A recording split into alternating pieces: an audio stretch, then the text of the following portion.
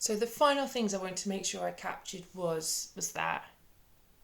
So we kind of doing all those kind of musings as to reflection, especially from the Indigenous one and what that meant. And then there was other ones, say for example, talking about cultural degradation, cultural kind of loss, and what's happening with that as we see different things eroded, like the Black African and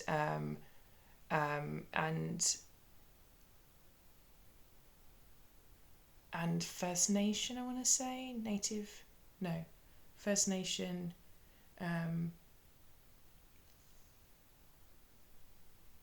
First Nation Indian community in Louisiana. I want to say, sorry.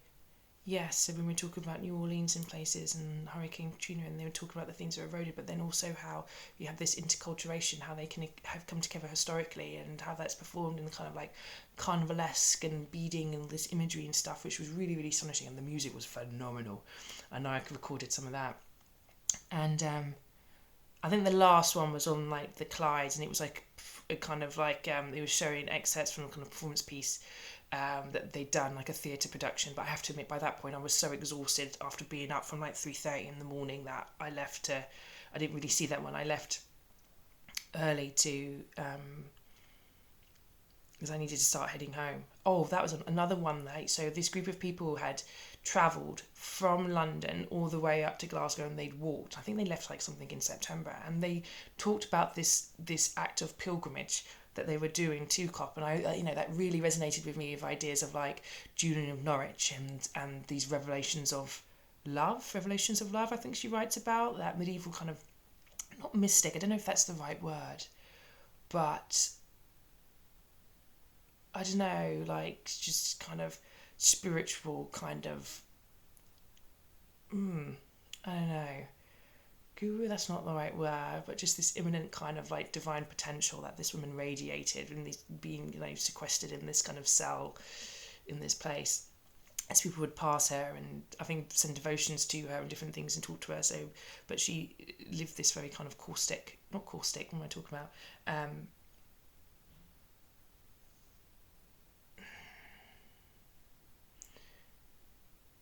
Minimalist life to enhance and amplify the spiritual kind of expression, I assume, and devotion and what that is. So by cutting out the noise, you amplify and concentrate and focus that which is most important, That's what I like to think, or that's how I think about it. So it kind of reflected for that for me. But this idea of re-indigenous or re-indigenation, re-indigenize, that's it, where, this pilgrimage reconnected them with the land, reconnected them, and I think that's exactly what I was talking about, for example, here and during lockdown, when you're constantly walking in the performance of it, that connection and grounding from being constantly in relationship with the land, walking all these different kinds of things, and seeing just the stunning, like, nature that we have in this country in Britain. It is absolutely stunningly beautiful. The coastlines are, our forests, all these different kinds of things, just stunning land. And that act of pilgrimage, again, these kind of divine acts, these alms, these ways in which those things are lived. Do you know what I mean? Like a CAHJ, all these different, the act and the performance of divinity that is amplified within that act, between the self, between the individual and the land. So it's this act of individualism and collectivity. There's an ecology there, a radiance there. Again, golden afro, radiant. I'm thinking of, again, those paintings that I love so much, with like the gold leaf and everything just radiating, that this is what divinity is. This is a divine moment, a divine aspect of an individual or place or person, or, this is what I'm indicating for you. An act of holiness, I guess. And I think that is very interesting. I think that's a key facet or praxis that we're talking about here. Divine praxis, natural divine praxis. And so those things really resonated. But then when I went to a remembrance service on the Sunday, we laid wreaths for my great-great-great-great-grandfather who passed away in 1918 from pneumonia. But he got 2 bars with on his DSC and a number of other medals as well. And the vicar was really interesting because she talked about the Lord's Prayer and really exploring what each of those words meant, from when we take, our daily bread to forgiving and offset our trespasses as we forgive those who trespass against us. Words that I know by rote because I learnt them so young. My mum would teach us and we'd say our prayers at our bed every night. And this act of forgiveness, this act of seeing and transgression and what that means. And to me, it seems to link so much with this idea of truth and reconciliation. Because I keep linking back to these words. What's his name that he said? When he was talking about apartheid in South Africa, and he said it should have been a bloodbath. But the reason it wasn't is because of the Truth and Reconciliation Committee and how that was enacted. And that it went and sat on the idea that everyone within that system is a victim of that system. However, it only works in terms of reconciliation and truth and recovery if everyone admits exactly what they did as a part of that system. And I wonder if that's something that's at play here.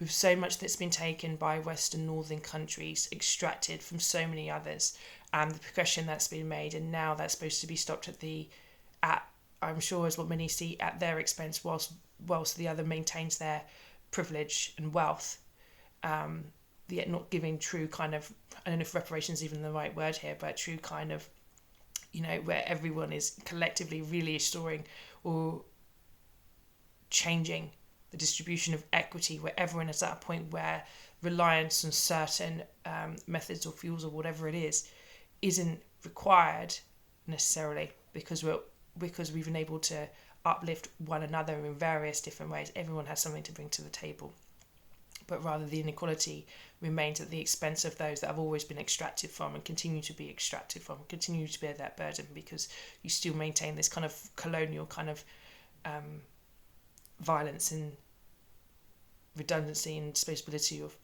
of people and heritages and different things. And that's enacted in so many different ways, this kind of matrix of power that's been put forward by different theorists. And I wonder if this kind of truth and reconciliation, that until everyone comes together and everyone, if we go by that premise that everyone is a victim of that system, because whether you're born in privileged nations, whatever, all these different kinds of things, that is such normalised practice within who you are and what you are and different things. But I mean, this is weighty in terms of, consciousness and ethics and morality and all those different kinds of things, and knowing what that is, and the active conscious decisions of disenfranchisement and inequality that are perpetuated, and then those that are possibly in the ways in which unconscious, in the way in which they're normalised and they're things that you're born into and lived. And but is it one of those things where we're never really going to have a thing being able to meet this crisis without some kind of truth and conciliation, in the sense that we're never going to be able to move forward to that kind of, to speculate on a kind of truly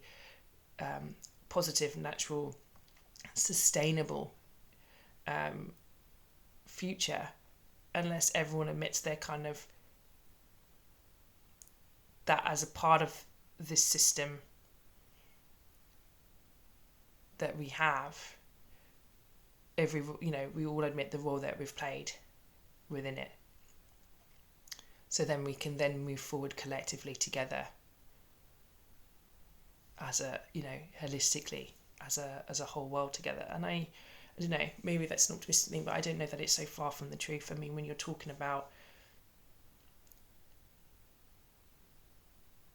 such rampant, pure practice of disenfranchisement, of inequality, of just debasement and degradation of people, of places, of systems, then I wonder if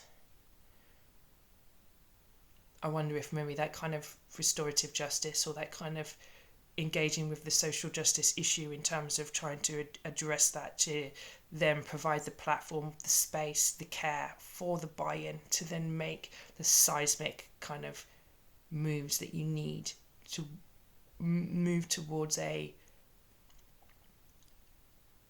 truly kind of, I don't even know if just is the right word in terms of a future, I don't know. Now maybe I'm just emptying my brain, I don't know. but it is, but then that's the idea, isn't it? As an artist, you can speculate. You speculate creatively in so many different works and put forward just ideas of how these things can work. And I don't know what I'm trying to articulate, but it's so many of these things that are going around in my head. This kind of this species of these kind of species of ideas, different species of ideas that are circling in my head since COP, since all of these things. And that remembrance service, another thing that Vicar said was that when we remember, it's not some kind of throwaway act for 2 minutes where we remember. It's supposed to inform the way in which you act, the way in which you take forward, where it's a deepened reflection of what has been passed, what has been lost, what has been paid, what has been sacrificed to enable. We are again this kind of ancestral narrative, ancestral future, ancestral legacy to inform then how we go forward. And that was a reckoning, I thought,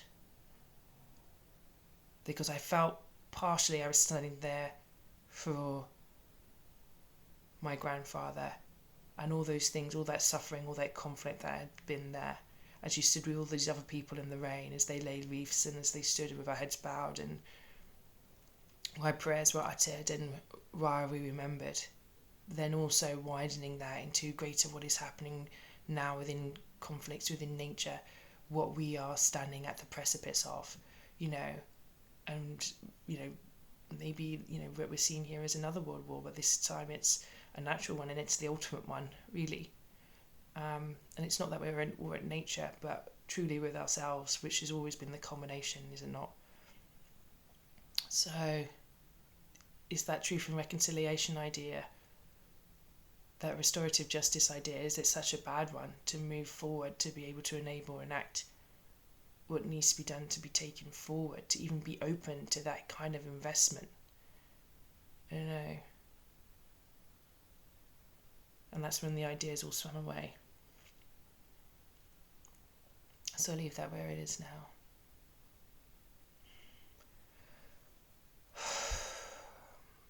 Thank you to the ancestors who were present for that one. I think who informed so much of this in so many different ways. Let's see what futures come out of it, I guess.